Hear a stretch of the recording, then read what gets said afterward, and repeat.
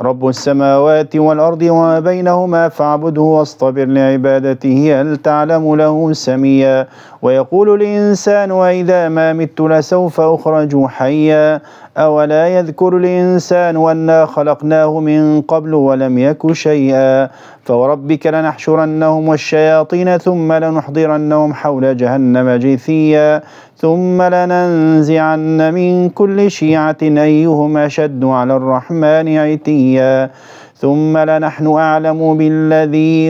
بالذين هم أولى بها صليا وإن منكم إلا واردها كان على ربك حتما مقضيا ثم ننجي الذين اتقوا ونذر الظالمين فيها جثيا وإذا تتلى عليهم آياتنا بينات قال الذين كفروا للذين آمنوا أي الفريقين خير مقاما وأحسن نديا